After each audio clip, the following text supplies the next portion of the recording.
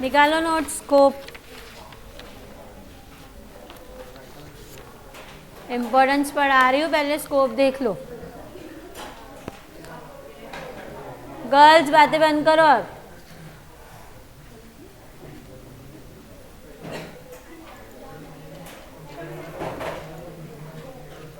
Following are the scope and subject matter of micro economics. सबसे पहला है product pricing. The theory of product pricing explain how the, बातें बंद करो। नीचे स्कोप, इम्पोर्टेंस के नीचे। How the relative prices of cotton clothes, rice, car and thousands of commodities are determined. ठीक है, जो प्रोडक्ट कंज्यूमर यूज़ करता है वो प्रोडक्ट की प्राइस कैसे फिक्स होती है, वो हमें कौन सिखाता है? Micro economics. Prices of commodity depends upon the forces of demand and supply.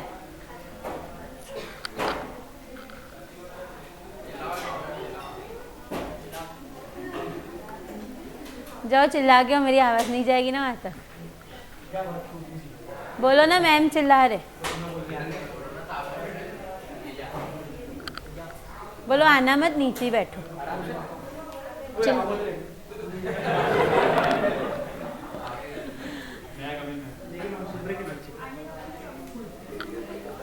दीदी ने बोला कि मैम आया नहीं अभी तक। तो खुद का काम है, जो टाइम है उस टाइम पे क्लास पे आके बैठ जाना। जाओ फिर, और भी क्या, जाओ।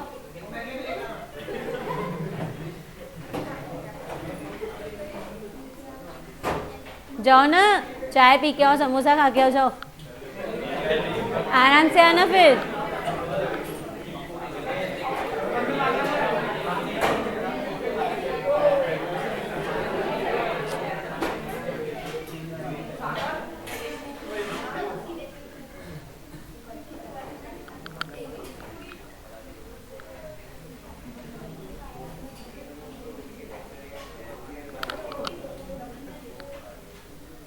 हो गई क्या बातें? अब ध्यान दो इधर। Depends upon the forces of demand and supply, therefore analysis of demand and supply side is necessary in order to explain the process of determination of prices. अभी सब तुमने 5th चैप्टर में पढ़ा था कि किसी भी प्रोडक्ट की प्राइस के लिए, यही तुमने एसपी में भी देखा होगा कि स्टॉक मार्केट में भी जो प्रोडक्ट की प्राइस, जो स्टॉक्स की प्राइस होती है वो भी किसकी मदद से बनती है? डिमांड और सप्लाई की बेसिस पे। जो भी चीज़ की डिमांड ज़्यादा होती है उसके रेट्स बढ़ जाते हैं, या जो भी चीज़ का सप्लाई ज़्यादा होता है एज़ कम्पेयर टू डिमांड, उसके रेट्स क्या हो जाते हैं? कम हो जाते हैं। किसी भी चीज़ की अगर हमको प्राइसिंग पढ़नी है तो उसके लिए हमें उसके डिमांड और सप्लाई के बारे में पता होना चाहिए। The study of demand sides cover the analysis of consumers behaviour and study of supply sides covers the analysis condition of production. अभी तुमने पढ़ा है कि डिमांड कौन क्रिएट करता है? कंज्यूमर। तो डिमांड की स्टडी किससे रिलेटेड हो गई? कंज्यूमर। और सप्लाई की स्टडी किससे रिलेटेड हो गई? प्रोड्यूसर से। अब प्रोड्यूसर को प्रोडक्ट का प्राइस फिक्स करना है या कितना सप्लाई करना है वो किस पे डिपेंड है? उसके पास प्रोडक्शन कितना हुआ, ज़्यादा होगा तो वो कम रेट पे भी बेच देगा, कम होगा और उसके प्रोडक्ट की मार्केट में डिमांड है तो वो थोड़े से भाव खाएगा कि भाई मैं क्यों दूँ। समझ में आ रहा है? कॉस्टिंग, उसको प्रोडक्ट बनाने में कितना खर्चा लगा वो भी इम्पोर्टेंट फैक्टर है। उसके बाद ही वो क्या करेगा? प्रोडक्ट का प्राइस फिक्स कर सकता है। फालतू की हरकतें करना बंद कर दो। मैंने किसी का नाम लिया ही नहीं तो मैम बोलो ही मत।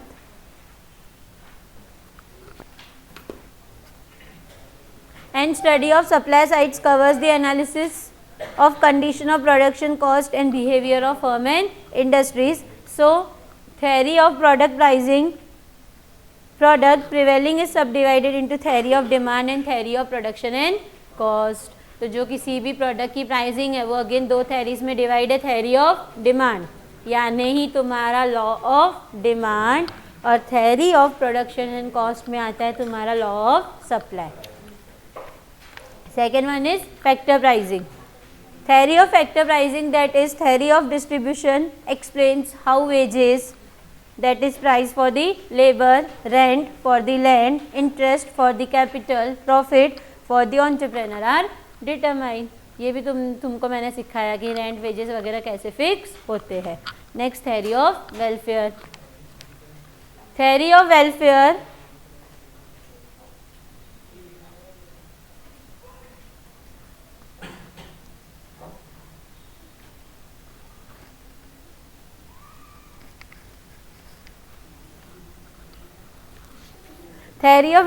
basically deals with efficiency in allocation of resources. Attend,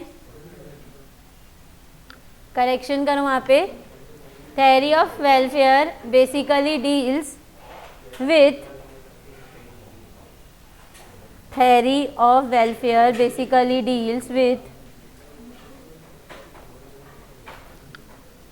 efficiency in the allocation of resources. उतना है, फुल स्टॉप दो वहाँ पे. दिया. अब वापस लिखो efficiency in the allocation of resources. efficiency in the allocation of resources. आगे लिखा हुआ है attend when it results. समझ के क्या करेक्शन करना है? सिर्फ efficiency in allocation of resources. allocation का मतलब होता है डिस्ट्रीब्यूट करना, बांटना. और efficiency का मतलब पता है तुमको, कोई भी चीज़ को उसके बेस्ट वे से, जितना उसको हम यूज़ कर सकते पूरी तरह से उसका यूज़ करना. ठीक है. अभी मैंने तुमको सिखाया था वेलफेयर में हम क्या सीख रहे हैं कि कैसे कंज्यूमर कम से कम रेट में ज़्यादा से ज़्यादा सेटिस्फेक्शन गेन कर सकता है और कैसे प्रोड्यूसर कम से कम खर्चे में ज़्यादा से ज़्यादा प्रॉफिट ले सकता है. तो अगर दोनों का ये चीज़ इकोनॉमी में चलेगी, इट मीन सबका क्या हो रहा है? फ़ायदा हो रहा है और कोई भी रिसोर्सेज वेस्ट नहीं हो रहे. Theory of welfare basically deals with efficiency in allocation of resources. Efficiency in allocation of resources. Attain का मतलब होता है achieve, हासिल करना किसी भी चीज़ को. Attend when it results in maximization of satisfaction of people. सिखाया मैंने तुमको कंज्यूमर को कब मैक्सिमम रिटर्न मिलेगा? जब उसको मैक्सिमम सेटिस्फेक्शन मिलेगा. प्रोड्यूसर का मैक्सिमम रिटर्न क्या है? मैक्सिमम प्रॉफिट, यहाँ कम से कम खर्चे में ज़्यादा से ज़्यादा production. Economic efficiency involve 3 efficiencies. First one is efficiency in production. Efficiency in production means producing in maximum possible amount of goods and services from the given amount of resources. यानी आपके पास जितना अवेलेबल है उसमें से आप कितना अच्छे से अच्छा प्रोड्यूस कर सकते हो. समझा? अब जैसे समझो, तुमने देखे होंगे बहुत सारे लोग ऐसे होते हैं जिनको प्रॉपर समझता नहीं है कि कहाँ से गुड्स बुलवाना, कैसे प्रोडक्शन करना, कितने रिसोर्सेज को यूज़ करना. जैसे समझो इधर से मैंने 6-7 बॉयज़ को थोड़े से पैसे दिए, ये लो और एक एक नया सेटअप स्टार्ट करो. तो कोई क्या करेगा? जिसको दिमाग होगा सोच समझ के कहीं से थोड़ा बहुत लोन लेके अपना कुछ अच्छा स्टार्ट करेगा. जिसको पता ही नहीं है क्या करना है वो पैसे ख़त्म कर देगा इधर उधर उड़ा के, चाय वाय पी के, है ना. और तो क्या हो रहा है कि रिसोर्स मैंने सबको, कोई वही चाय की दुकान लगा के उसमें से कमाएगा, है ना. कोई उसी को पी के पैसे वेस्ट करेगा. तो हो गया बस अब कोई. तो क्या हो रहा है कि देखो रिसोर्सेज सबके पास उतने अवेलेबल थे, पर किसी ने क्या किया, उसका यूज़ बहुत अच्छा किया और कोई उसका यूज़ अच्छे से कर नहीं पाया. तो एफिशिएंसी इन प्रोडक्शन हमें क्या सिखाता है कि तुम्हारे पास जितने रिसोर्स अवेलेबल है उनको तुम कितना इफेक्टिवली यूज़ कर रहे हो. जैसे ये बैच में तुम लोगों ने अपने रिसोर्सेज का बिल्कुल भी अच्छा यूज़ नहीं किया. वो तो तुम्हारे मार्क्स बताएंगे बेटा, वो आगे पीछे के भरोसे की बात छोड़ दो. Efficiency in consumption. Efficiency in consumption means distribution of goods and services among the people for the consumption in such a way as to maximize total satisfaction of society. अब देखो हमारी जो सोसाइटी है उसमें रिच और poor के बीच में बहुत ज़्यादा गैप है. तुम देखोगे किसी किसी के पास इतने गुड्स है कि उनको उसकी उतनी नीड भी नहीं है, और किसी किसी को ज़रूरत है तो उसके पास उतना अवेलेबल नहीं है. इट मीन्स यहाँ पे एफिशिएंसी अचीव नहीं हुई. एफिशिएंसी कब अचीव होगी?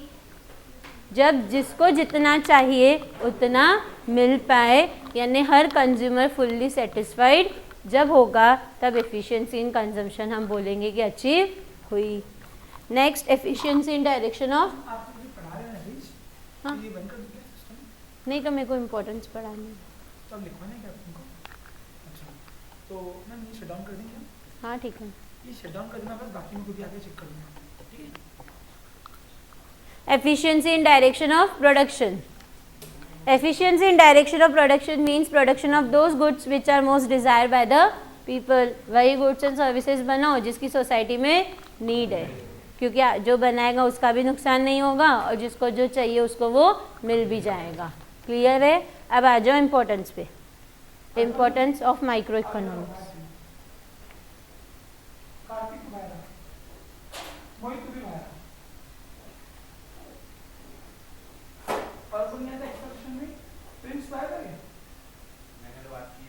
आप चलो ना, बात करना, बात करनी।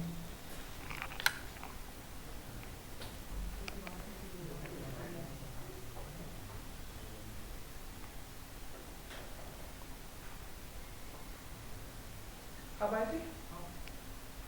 कितना क्वेश्चन हो गया आपका डेटा? और पहला कौन का?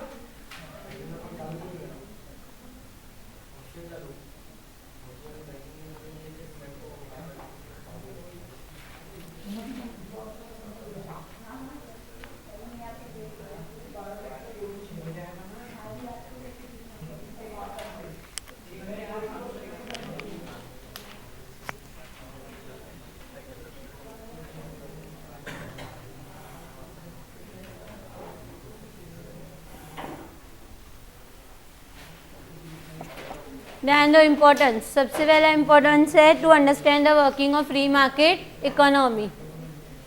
What do you mean by free market? जहाँ गवर्नमेंट इंटरवेंशन नहीं करती है उसको हम बोलते हैं फ्री मार्केट। मतलब जिसको जो करना है करो। जैसे तुम ट्यूशन में बहुत बच्चे होते हैं ना, अपनी दादागिरी चलाते, कभी भी आते कभी भी जाते, है ना।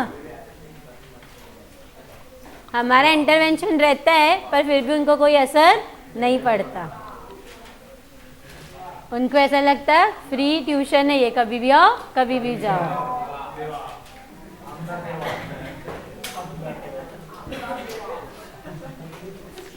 ध्यान दो, हो गया। तो सबसे पहला इम्पोर्टेंस है कि माइक्रो इकोनॉमिक्स हमें सिखाता है कि फ्री मार्केट यानी ऐसा मार्केट जहाँ पे गवर्नमेंट का इंटरवेंशन नहीं है, उस मार्केट की इकोनॉमी यानी वहाँ पे मार्केट कैसे काम करता है। अब क्या क्या चीज़ें होती है मार्केट में? Buying and selling. अब बाइंग एंड सेलिंग के लिए प्रोडक्ट है, अब उसके लिए क्या चाहिए हमको? गुड्स आ गए, बाइंग एंड सेलिंग भी आ गई, हो रही है। चलो ठीक है, लेबर चाहिए, उसको देने के लिए कुछ लगेंगे ना, वेजेस। प्रोडक्ट है तो उसकी प्राइस। दुकान खरीदनी है या रेंट पे लेनी है, उसके लिए रेंट। तो ये सारी चीज़ें कैसे फिक्स होती है ये सब हम किस में सीखते हैं? माइक्रो इकोनॉमिक्स में। क्लियर है? To understand working of free market economy यानी ऐसा मार्केट जहाँ गवर्नमेंट का कुछ भी इंटरवेंशन नहीं है, तो वो मार्केट कैसे काम करता है ये हमें सिखाता है माइक्रो इकोनॉमिक्स। अब बता दिया मार्केट में क्या क्या एक्टिविटीज़ हो रही है। प्रोडक्ट की प्राइसिंग, फैक्टर की प्राइसिंग, कॉस्ट फिक्स करना, कहाँ से रॉ मटेरियल लेना है, ये सारे डिसीजंस लेने में माइक्रो इकोनॉमिक्स यूज़फुल है। ध्यान दो। द बेसिक मेरिट, मेरिट का मतलब ही होता है एडवांटेज और यूज़फुलनेस। दो फोन। अच्छा, मैंने बोला क्या नहीं गिरी? मैंने बोला क्या?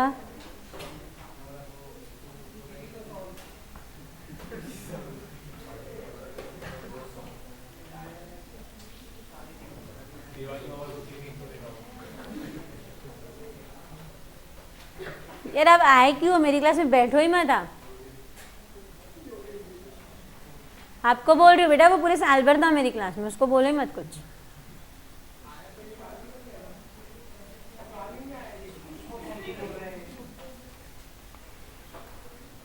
The basic merit of micro economics is that it is useful for understanding the working of free market economy. आगे लिखो इसमें.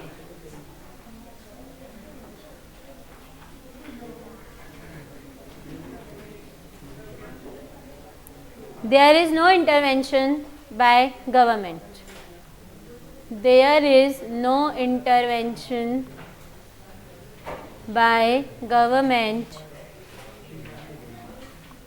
There is no intervention by government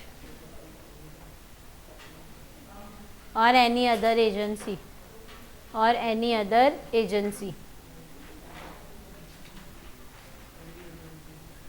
यानी इसमें बी अ प्रोड्यूसर और बी अ कंज्यूमर तुम्हें बोलने वाला कोई भी नहीं है. तुम्हें जो डिसीजन लेना है अपने मर्जी से ले सकते हो. Next, useful in explaining the price determination and allocation of resources.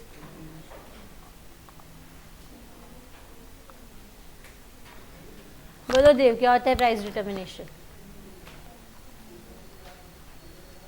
3 बार ये पॉइंट पढ़ा है मैंने, उससे भी ज़्यादा बार.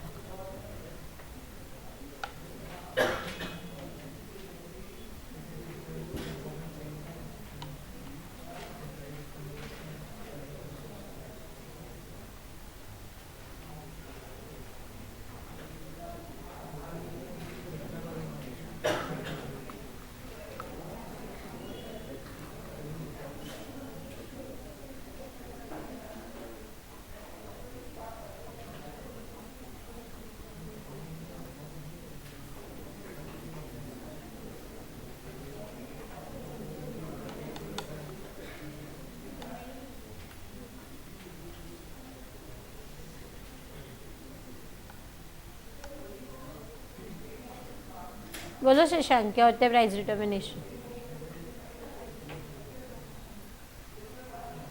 बोलो मैम एब्सेंट था. हाँ वही बोल रही, बोलो ना एब्सेंट था.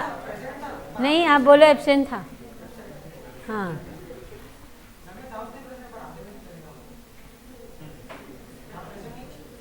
तो जब पढ़ा है तब एब्सेंट थे ना, बस फिर तो तब वही होता है ना.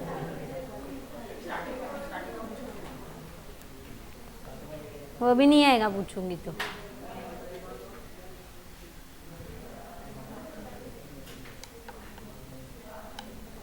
बोलो.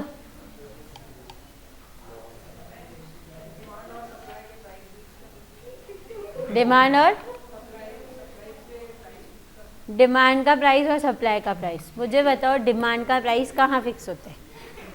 डिमांड का मतलब क्या होता है? डिमांड कोई चीज़ है क्या? प्राइस किसकी रखी जाती है?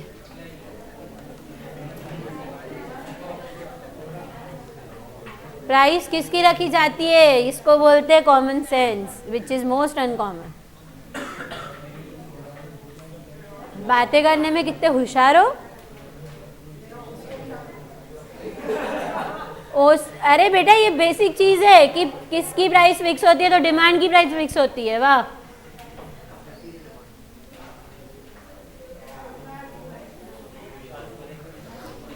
सप्लाई कोई चीज है क्या, उसकी प्राइस फिक्स करोगे?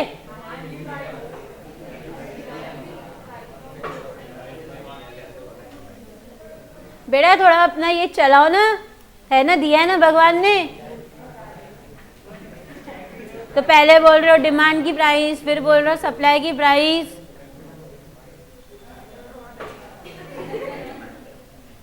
हाँ जब तक आजू बाजू से कोई समाज सेवा कर ले तब तक.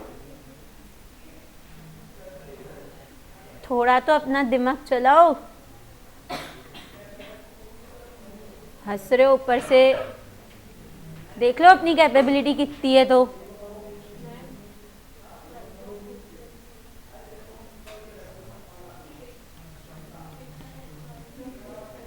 हाँ सही है ना.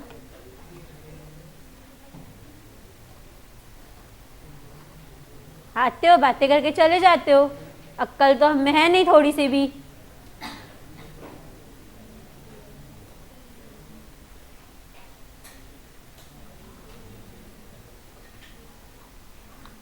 ध्यान दो, माइक्रो इकोनॉमिक्स किस चीज़ के काम आता है? ये हमको हेल्प करता है कि प्रोडक्ट की प्राइसिंग कैसे फिक्स होती है.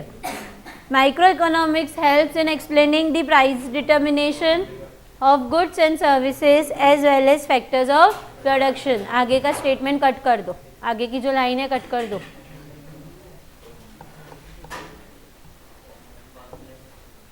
It also explains the process and efficiency in allocation of resources. ये लाइन कट कर दो.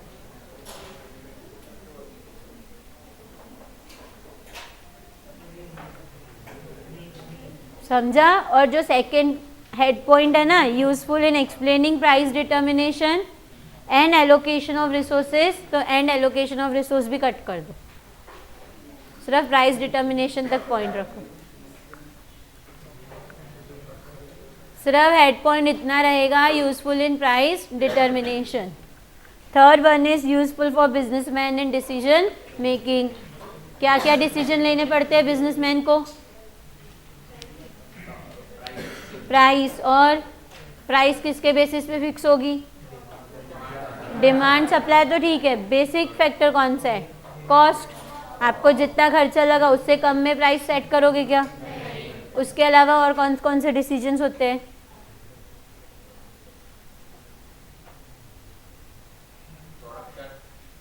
प्रोडक्शन कितना करना है, और सेलिंग को कैसे बढ़ाना है, और कॉस्टिंग को कैसे कट कर सकते हैं, और मैक्सिमम प्रॉफिट को कैसे गेन कर सकते हैं. तो ये सारे डिसीजन बिजनेसमैन किसकी मदद से लेगा? Micro economics. ध्यान दो, micro economics helps businessman in taking variety of economic decisions related to production and sale, such as, लिखो,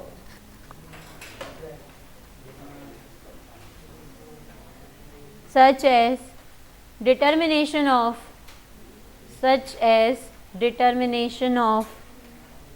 prices of goods and services,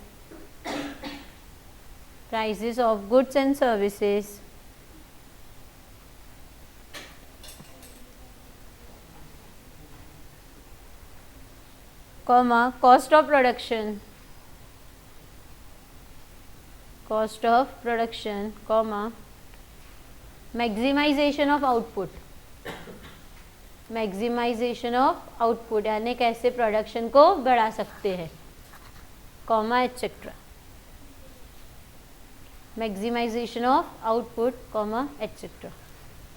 fourth one is useful to government. क्या काम आता है गवर्नमेंट के? कैसे, कोई एग्जाम्पल दो. कौन सी पॉलिसीज बनाने में गवर्नमेंट को हेल्प करेगा?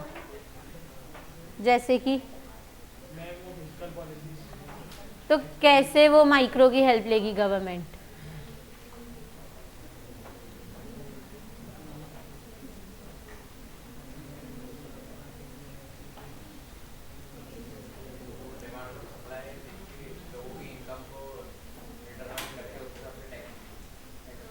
अब देखो, फिस्कल पॉलिसी बनाई किसके लिए जा रही है? पूरी कंट्री के लिए. पर पूरी कंट्री बन किससे रही है? इंडिविजुअल्स को मिला के. तो गवर्नमेंट जो भी पॉलिसी बनाएगी किसको ध्यान में रखेगी? इंडिविजुअल का जो बिहेवियर होगा. जैसे एग्जांपल तुम लोगों ने सीखा था इलास्टिसिटी ऑफ डिमांड में, कि जो गुड्स की डिमांड इनइलास्टिक है, यानी जैसे लिकर हो गया, ड्रग्स हो गई, इन पे गवर्नमेंट टैक्सेस ज़्यादा लगाती है. पेट्रोल वगैरह, ये सब चीज़ें कैसी है? ज़रूरी है. तो इस पे गवर्नमेंट क्या करती है? ज़्यादा टैक्सेस चार्ज करती है, क्योंकि गवर्नमेंट को पता है कि लोग ये चीज़ें तो खरीदेंगे जिनको आदत है, तो गवर्नमेंट की रेवेन्यू उससे अच्छी खासी बढ़ सकती है. जैसे अलग अलग डिसीजंस लेने के लिए गवर्नमेंट किसकी हेल्प ले रही है? माइक्रो की. याद रखना, मैक्रो बनता ही किससे है? माइक्रो से. Microeconomics is useful to government in framing variety of economic policies. It also guides the government in attaining the goal of efficient allocation of resources and economic welfare of society. कैसे government welfare achieve कर सकती है society का? Society का welfare government कैसे achieve कर सकती है? सोसाइटी का भला गवर्नमेंट कैसे करती है? और और इंफ्रास्ट्रक्चर, एजुकेशन, हेल्थ, ये सब को छोड़ो और कैसे करती है? सब्सिडीज देती है। और सब तुमको मैंने इलास्टिसिटी ऑफ डिमांड में पढ़ाया था कि गवर्नमेंट जो नेसेसरी चीज़ें उस पर सब्सिडी देती है। जैसे जो एलपीजी सिलेंडर हम लोग यूज़ करते हैं उसका एक्चुअल प्राइस काफ़ी ज़्यादा है, तो गवर्नमेंट कुछ अपनी तरफ से पे करती है और बाकी अमाउंट हम देते हैं। यहाँ जो पब्लिक फैसिलिटीज़ हो गई, जैसे रेलवेज़ हो गई, बसेस हो गई, हॉस्पिटल्स हो गई, बहुत सारी चीज़ों पे आज भी गवर्नमेंट की ओनरशिप है। क्यों? क्योंकि गवर्नमेंट को पता है अगर उसने ये सब चीज़ें प्राइवेट लोगों को दे दी तो वो इस चीज़ का काफ़ी ज़्यादा advantage.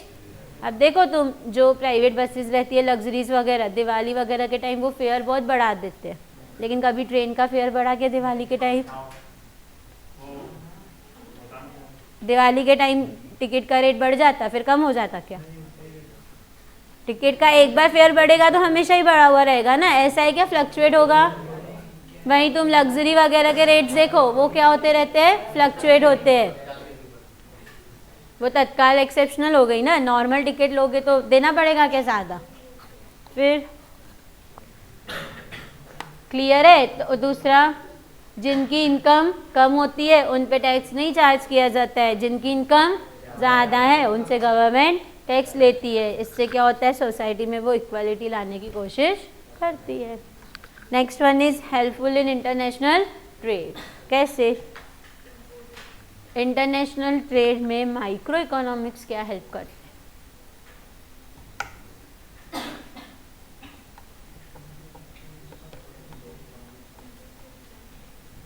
Import export was a part of macro economics ना, इधर कैसे हेल्प करते हैं?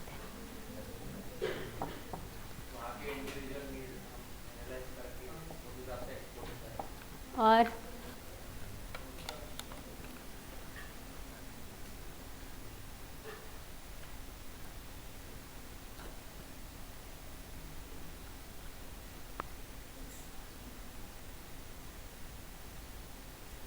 इम्पोर्ट एक्सपोर्ट कौन करता है? कौन करता है इम्पोर्ट एक्सपोर्ट?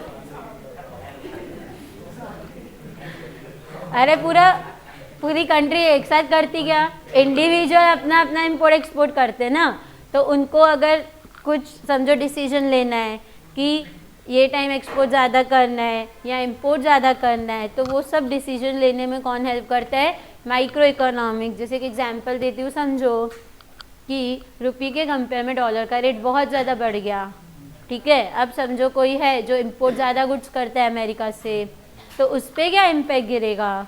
अब उसने देखा कि रुपये के कंपेयर में डॉलर की वैल्यू तो बहुत ज़्यादा बढ़ गई, अब वो इम्पोर्ट करेगा तो उसको भी गुड्स की प्राइस क्या हो जाएगी? ज़्यादा। अब समझो उसने ये ऑब्ज़र्व किया कि पहले वो बाहर से जो गुड्स इम्पोर्ट करता था उसका रेट कम था, अब समझो एक तो डॉलर के रेट बढ़ गया, उसकी वजह से वो गुड्स की वैल्यू क्या हो गई? बढ़ गई। अगर उतने में उसको अब गुड्स अपनी कंट्री में मिल रहे तो क्या वो इम्पोर्ट करेगा क्या?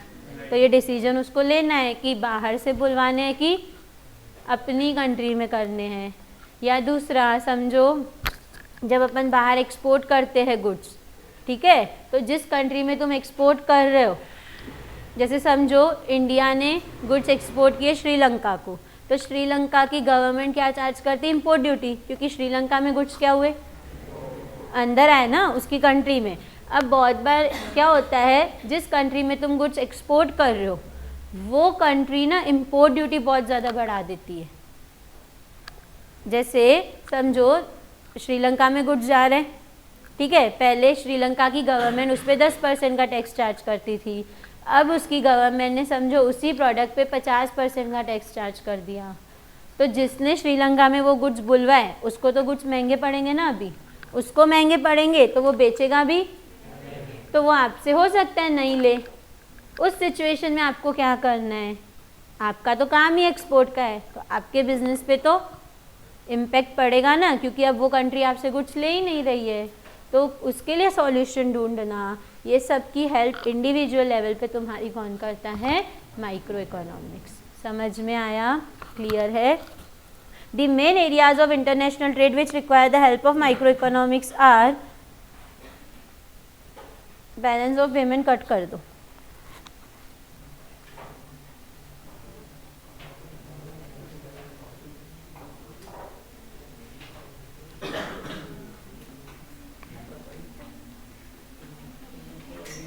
डीवैल्यूएशन कट कर दो, डीवैल्यूएशन लिखा हुआ है ना, वो भी कट कर दो। डीवैल्यूएशन का मतलब होता है जब तुम्हारी कंट्री की करेंसी की वैल्यू फॉरेन कंट्री की करेंसी के कंपेयर में कम होते जाती है, उसको बोलते हैं डीवैल्यूएशन। मतलब डॉलर की वैल्यू बढ़ गई तो रुपये की वैल्यू क्या हो जाएगी, उसको बोलेंगे डीवैल्यूएशन। इंक्रीजिंग ये टर्म है, मतलब जब हमारी कंट्री की करेंसी की वैल्यू डाउन हो रही है।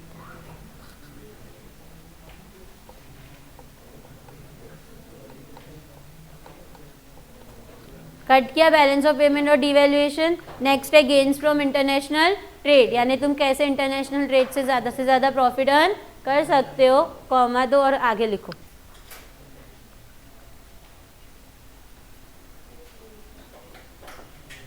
इफेक्ट्स ऑफ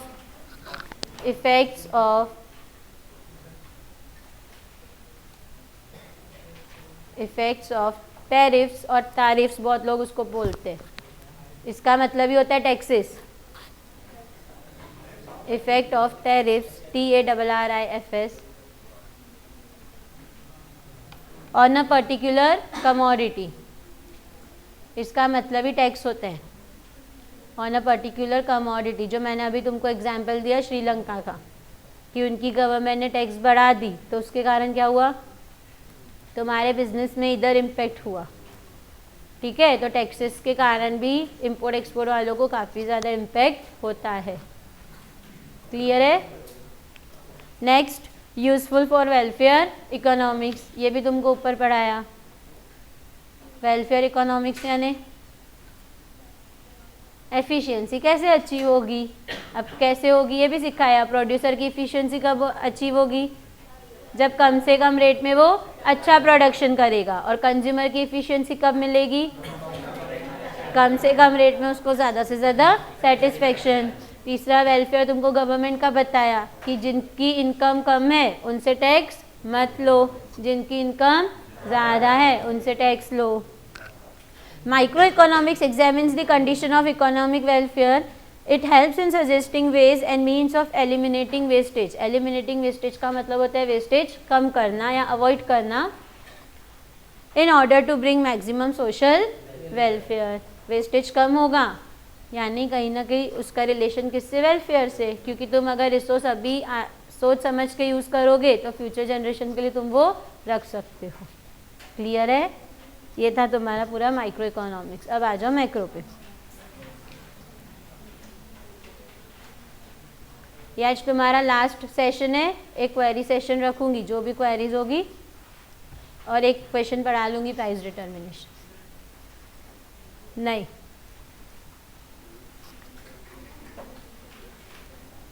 ध्यान दो। Explain macro economics.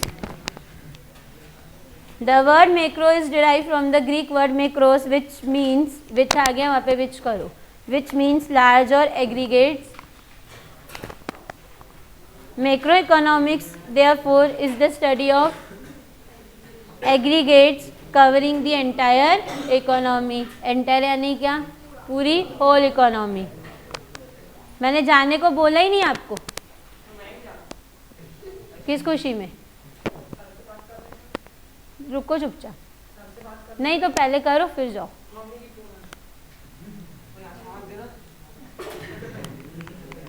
मम्मी ऐसे बोलती कि अब ट्यूशन बीच में से छोड़ के आओ। वाह यार, अच्छी मम्मी है आपकी, तो सबको मिलनी चाहिए ऐसी मम्मी। फिर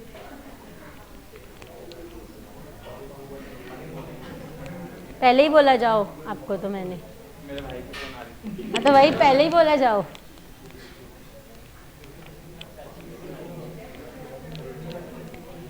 ध्यान दो। It studies the aggregates such as total employment, national income, national output। employment का मतलब पता है सबको, national income पढ़ाया हुआ है। national output का मतलब होता है टोटल प्रोडक्शन हमारी इकोनॉमी का, GDP जो तुमने पढ़ा है। फिर आता है एग्रीगेट डिमांड। अब एग्रीगेट डिमांड यानी पूरे कंट्री की डिमांड। फिर आता है एग्रीगेट सप्लाई यानी पूरे कंट्री का supply. It is aggregative economy, इसको क्या बोला जाता है? एग्रीगेटिव। और माइक्रो को individualistic. It deals with the study of economy as a whole. Macro economics is also known as theory of income and employment और सिंपली एज इनकम एनालिसिस। ये features में पढ़ाया था। मैक्रो का दूसरा नाम ही क्या है? Income theory. In the words of professor Kenneth Boulding, macro economics deals not with individual. Macro में हम किसी भी इंडिविजुअल की बात नहीं करते हैं as such but with the aggregates of this quantity. जैसे समझो मैं अगर एक कंज्यूमर की स्टडी कर रही हूँ तो वो क्या हो गया? माइक्रो। और वहीं मैं सारे कंज्यूमर्स की स्टडी कर रही हूँ तो वो क्या हो गया? मैक्रो। तो इधर इंडिविजुअल की स्टडी नहीं की जाती, इधर किसकी स्टडी होगी? Aggregative. Such as not with individual income but with national income. समझ में आ रहा है कि हम किसी इंडिविजुअल इनकम की बात नहीं करेंगे, हम पूरे कंट्री की इनकम की बात करेंगे। Not with individual prices but with the price level. एक किसी प्रोडक्ट की प्राइस कंसिडर नहीं करेंगे, हम सारे प्रोडक्ट्स की करेंगे। याद करो इंडेक्स नंबर में तुमको मैंने दिखाया भी था कि कैसे हम पूरा ओवरऑल प्राइसेस कैलकुलेट करते हैं। Not with individual output but with the national output. इसमें हम ये स्टडी नहीं करेंगे कि एक इंडिविजुअल प्रोड्यूसर ने कितना बनाया, इसमें हम स्टडी करेंगे कि पूरी इकोनॉमी में कितना प्रोडक्शन हुआ। According to professor Dobb, macro economics is a telescope study of economy. उधर क्या था? माइक्रोस्कोपिक, क्योंकि माइक्रोस्कोप से हम क्या करते हैं? छोटी चीज़ें देखते हो। और टेलीस्कोप से क्या देखते हो? बड़ी चीज़ें जो दूर रहती।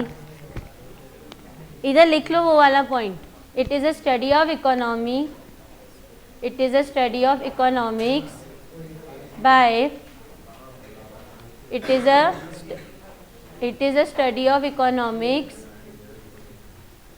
by किसके थ्रू स्टडी है ये?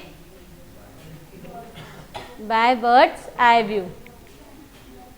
बाय बर्ड्स आई व्यू वो किसकी थी? क्योंकि वर्म की आँख छोटी होती है और बर्ड की आँख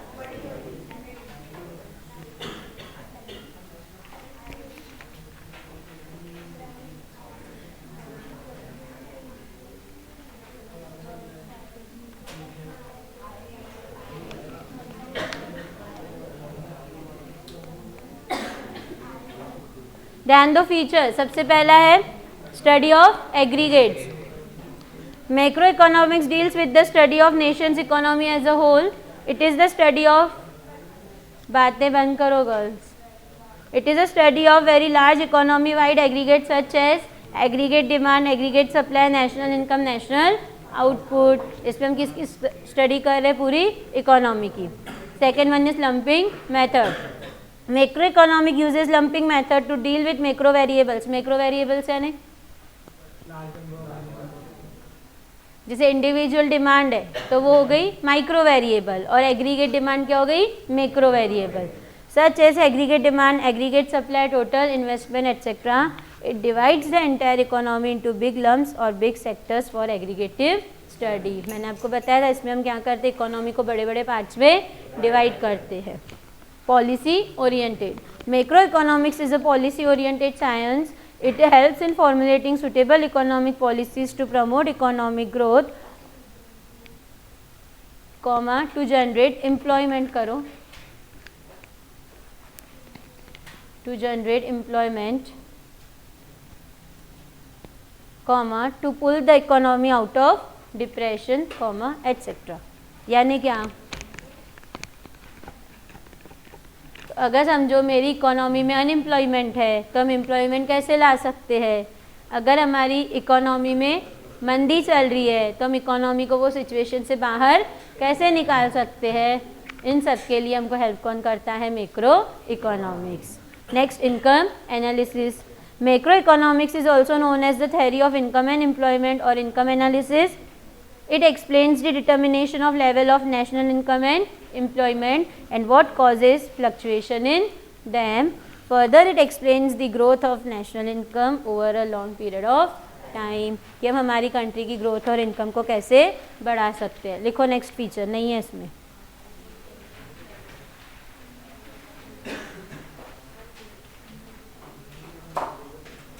लिखो जनरल इक्विलिब्रियम.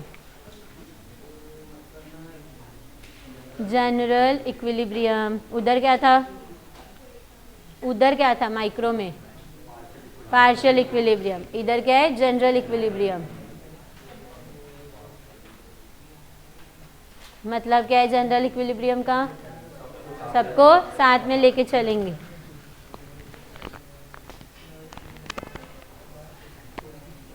लिखो macro economics. Macro economics deals with the behavior of. Macroeconomics deals with the behavior of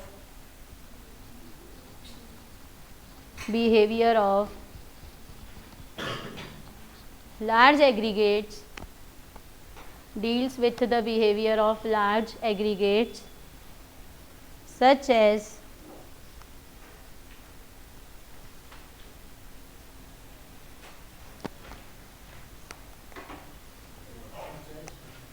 national income, such as national income. Sorry, large aggregates लिखा ना, नेशनल इनकम कट करो. Such as national income cut करो. Large aggregates and their functional relationship. And their functional relationship यानी वो सब आपस में कैसे एक दूसरे से कनेक्टेड है.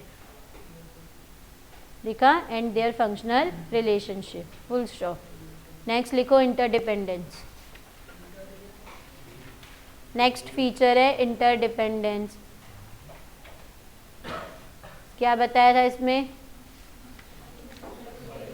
सब एक दूसरे पे डिपेंड है. लिखो macro economics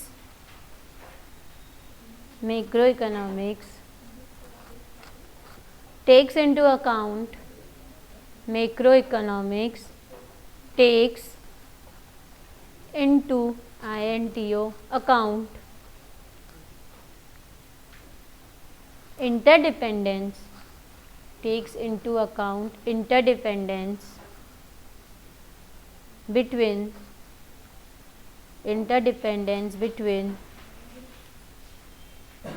aggregate economic variables.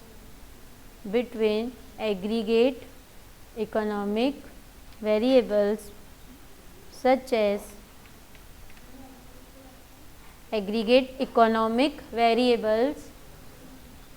as कौन कौन से होते हैं वेरिएबल्स? डिमांड. लिखो income, output, income comma output comma employment comma etcetera. इधर डिमांड नहीं लिखना, हमेशा एग्रीगेट डिमांड लिखना मैक्रो में.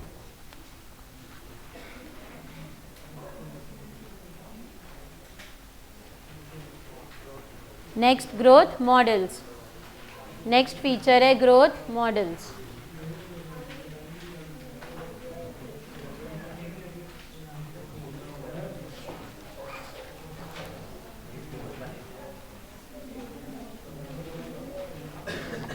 लिखो macro economics is useful. Macro economics is useful.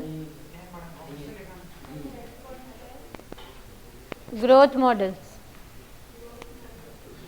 Macro economics is useful in developing growth models. In developing growth models, full stop.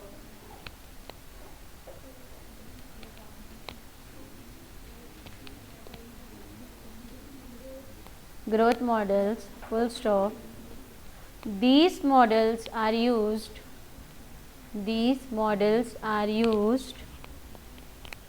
for studying. These models are used for studying economic growth and development. For studying economic growth and development.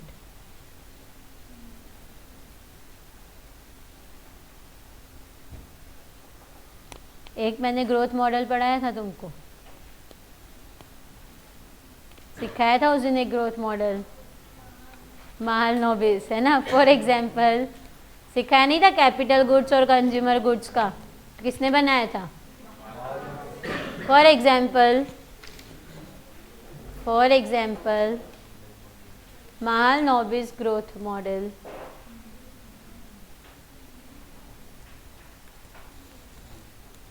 Mahalanobis growth model focused on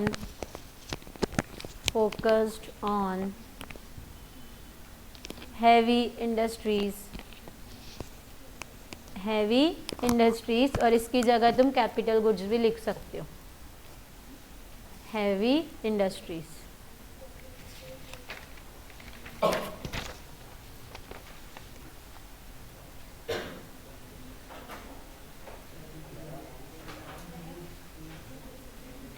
अब आ जाओ importance of macro economics. अब दोनों का पहला importance same है. उधर क्या था? Free market economy. इधर सिर्फ फ्री नहीं रहेगा. क्यों? क्योंकि कोई भी कंट्री ऐसी नहीं है जहाँ गवर्नमेंट का इंटरवेंशन ना हो. माइक्रो अज्यूम करता है कि गवर्नमेंट का इंटरफेरेंस नहीं होगा, पर मैक्रो ऐसा कुछ भी अज्यूम, इसलिए तुम देखो वहाँ फ्री वर्ड नहीं है, बाकी सेम है. अब अगेन मार्केट में क्या क्या होगा? प्रोडक्ट्स है, उनकी प्राइसिंग फिक्स करनी है, कॉस्ट, किसी का रिटर्न फिक्स करना है. ये सारी चीज़ें कैसे होती है ये भी हम किस में सीखते हैं? Macro economics. It is useful in understanding the functioning of an economy. The study of macro economics is important for having an idea about the functioning of economy.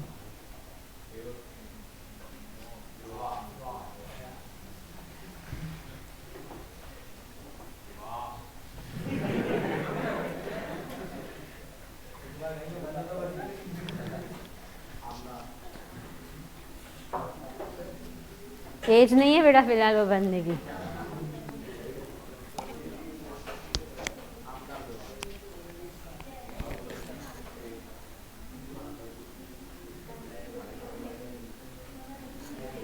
Next useful in framing economic policies. अब country के लिए जो भी policy बनानी है किसकी मदद से बनाओगे? मैक्रो. क्यों? माइक्रो की क्यों नहीं, मैक्रो की क्यों? पूरी कंट्री के लिए बनानी है. Macro economics can be prove to be helpful in formulation of economic policies. It is useful for government in making various policies because the government cannot make economic policy for an individual. क्या हुआ? But it has to make economic policy for whole society and nation.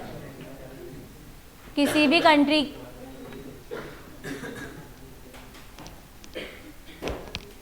Policy किसी भी country के लिए बनाई जाती है, इसलिए हम किसकी हेल्प लेंगे? मैक्रो की. क्योंकि हमने सीखा था कि माइक्रो के पास कोई स्कोप ही नहीं है, क्योंकि माइक्रो में स्टडी किसकी हो रही है? एक ही पर्सन इंडिविजुअल लेवल पे हो रही है. इसके लिए हम कंट्री लेवल के डिसीजन ले सकते नहीं है. Next useful to calculate national income. अब नेशनल इनकम किसका कॉन्सेप्ट है? नेशनल लेवल का. तो किसका हुआ वो? मैक्रो का. तो नेशनल इनकम काउंट करने के लिए किसकी हेल्प लोगे? ऐसा क्या किसी बस इंडिविजुअल के पास गए उसकी इनकम पूछ के आ गए? नहीं.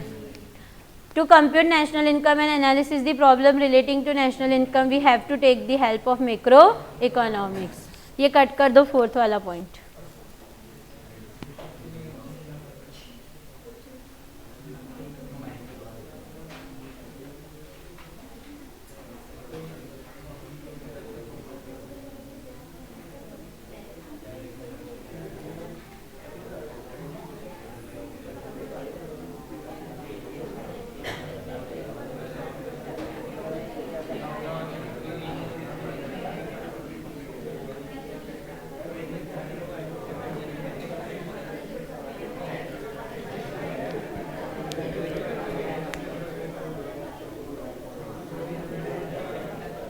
नेक्स्ट है helpful in economic planning, head point cut करो, जो 5th वाला पॉइंट है हेल्पफुल इन इकोनॉमिक प्लानिंग वो कट करो और वहाँ लिखो इकोनॉमिक डेवलपमेंट। 5th का हेड पॉइंट कट करो, जो ब्लैक कलर में लिखा हुआ है उसको कट करके वहाँ लिखो economic development.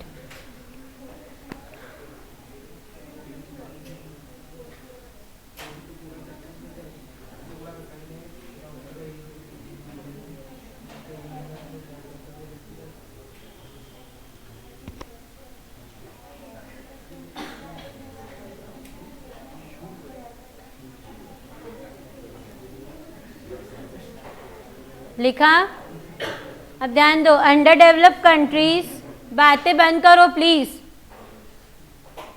Under developed countries oblique करके लिखो developing countries, under developed countries and developing countries भी लिख सकते हो। Under developed countries and developing countries gave huge stress on the importance of economic planning. अब वो कंट्रीज़ कैसी है, अब तक उन्होंने डेवलपमेंट अचीव की है क्या? नहीं। तो उनकी डेवलपमेंट कब अचीव होगी? जब उनकी कंट्री की प्रॉपर प्लानिंग होगी, अच्छे से पॉलिसीज़ बनाएंगे, और ये सब किसकी मदद से होगा? मैक्रो। क्लियर है? तो ध्यान दो, under developed countries and developing countries gave huge stress on the importance of economic planning, full stop, therefore लिखो, therefore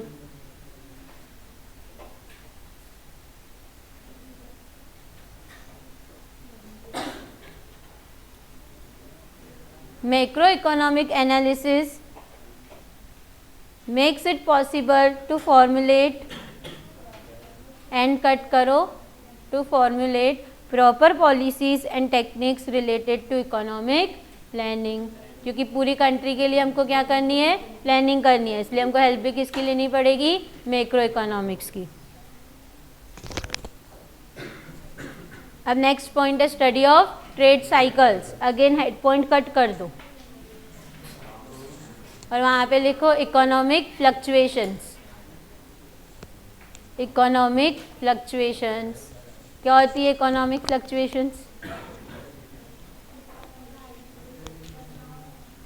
देखो, कभी इकोनॉमी में एकदम तेजी होती है, कभी देखो ये साइकिल है, एक बार तेजी आएगी तो एक बार मंदी आना फिक्स है, फिर मंदी की सिचुएशन रहेगी तो वापस कुछ टाइम के बाद तेजी आएगी ही। तो ये जो फ्लक्चुएशंस है ये क्यों आते हैं, इनको कैसे सॉल्व कर सकते हैं, इन सब का सॉल्यूशन किसके पास है?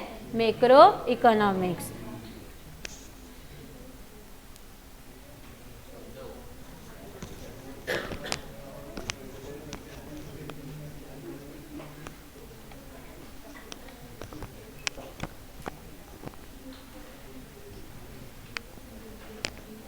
Trade cycles are very serious economic problems and very common in capitalist economy। अब ट्रेड साइकिल का मतलब ही वही है, कभी तेजी आना कभी मंदी आना। ये बहुत कॉमन है कौन सी कंट्रीज में? उधर लिखा हुआ है कैपिटलिस्ट कंट्री, क्योंकि वहाँ कोई इंटरफेयर करने वाला नहीं है। इधर तो भी गवर्नमेंट वगैरह रहती है तो वो कंट्रोल कर लेती है। So trade cycles are caused by fluctuations in aggregate demand and supply, aggregate saving and total production। जैसे मैंने तुमको बताया था, अब समझो मेरी इकोनॉमी में लोग पैसा ही सेव नहीं करते हैं, तो अगर लोग पैसा सेव नहीं करेंगे तो इन्वेस्टमेंट हो पाएगी क्या? इन्वेस्टमेंट ही नहीं हो पाएगी तो नई नई इंडस्ट्रीज़ वगैरह ग्रो हो पाएगी क्या? इंडस्ट्रीज़ वगैरह ही नहीं बनेगी तो एम्प्लॉयमेंट जनरेशन हो पाएगा क्या? अब से लोगों को काम धंधा नहीं होगा तो लोगों की इनकम बढ़ेगी क्या? इनकम ही नहीं बढ़ेगी तो लोग डिमांड बढ़ाएंगे क्या? नहीं बढ़ा सकते। डिमांड ही नहीं बढ़ेगी तो प्रोडक्शन ज़्यादा बढ़ेगा क्या? समझ में आया? तो इन सबको कैसे इम्प्रूव करना है, इन सब की स्टडी किस में होती है? Macro economics. The problem of inflection और डिफ्लेक्शन हो गया, करेक्ट करो, inflation and deflation.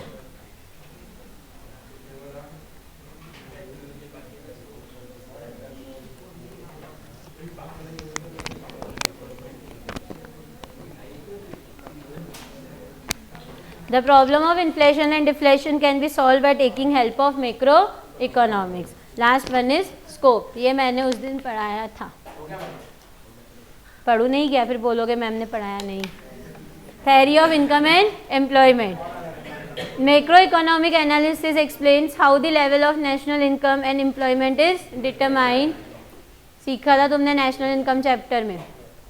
To understand the determination of level in income and employment, it is also studies the determination of aggregate supply, demand, consumption function and investment function. अब ये consumption function क्या होता है कि तुम्हारी economy में total consumption कितना हो रहा है, और investment function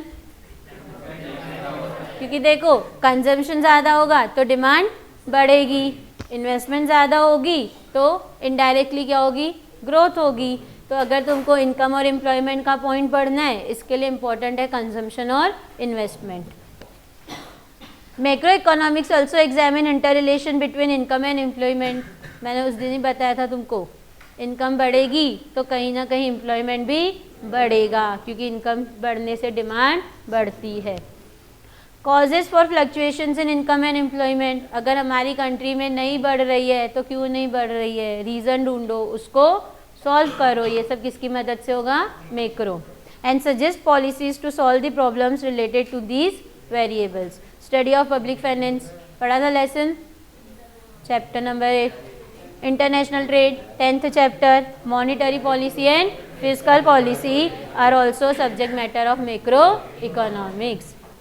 Next theory of economic growth and development. बताया था ग्रोथ और डेवलपमेंट का फ़र्क. ग्रोथ सिर्फ मनी से रिलेटेड है और डेवलपमेंट हर फील्ड से. Macro economic studies the causes of under development and poverty in poor countries and suggest strategies यानी प्लानिंग पॉलिसीज़. ठीक है, अगर कोई कंट्री अंडर डेवलप है तो भाई क्यों अंडर डेवलप है, अब तक ग्रो क्यों नहीं हुई है, उसके लिए क्या क्या पॉलिसीज़ बना सकते हैं. इन सब में भी मैक्रो इकोनॉमिक्स हमारी मदद करता है. फॉर एसिलरेटिंग यानी बढ़ाना, speed up growth and development in them. Growth theory also deals with the problem related to full utilization of available resources. करो full utilization of available resources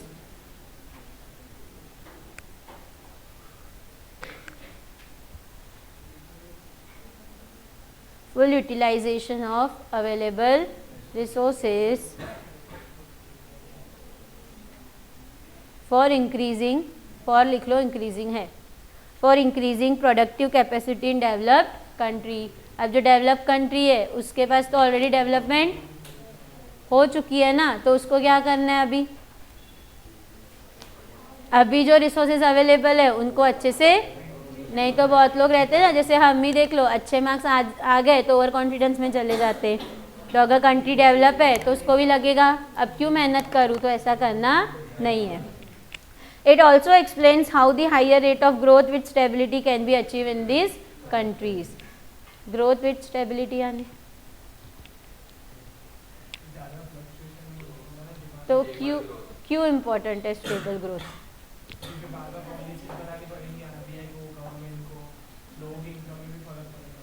और स्टेबल ग्रोथ क्यों, stable यानी जो बार बार बदलता नहीं है, कांस्टेंट. क्यों स्टेबल ग्रोथ होनी चाहिए. अब देखो किसी साल तुम 50% ला रहे हो, अगले साल 90 आ गए, फिर अगले साल 35 आ गए, फिर 80 आ गए, ये ऐसी फ्लक्चुएशंस होगी तो समझ में नहीं आएगा ना, होशियार हो कि वीक हो. फिर यही कंक्लूजन निकलेगा, एक साल आगे पीछे अच्छे मिलते, एक साल नहीं मिल रहे.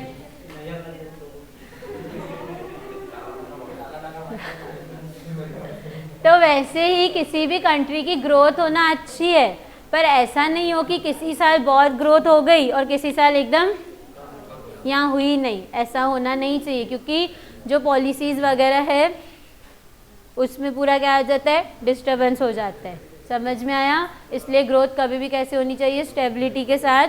अगर ग्रोथ स्टेबल रही तो इससे ओवरऑल कंट्री की इकोनॉमी भी क्या होती है, अच्छे से ग्रो करती है। Next, theory of general price level and inflation. Macroeconomic analysis shows how the general level of price is determined and further explain what causes fluctuations in it. Theory of price level studies the cause and effect of inflation and depression and suggest economic policies to solve this problem. ये तुमने बहुत अच्छे से सीखा है RBI और government का कि कैसे हम यानी RBI और गवर्नमेंट कंट्री की इन्फ्लेशन या डिफ्लेशन सिचुएशन को कंट्रोल करती है। Macro theory of distribution. It deals with the relative share of rent, wages, interest and profit in the total national income. कि कितना रेंट मिला, कितने वेजेस मिले, इन सब की स्टडी भी किस में होगी, मैक्रो इकोनॉमिक्स। क्लियर है? फाइनली तुम्हारा सिलेबस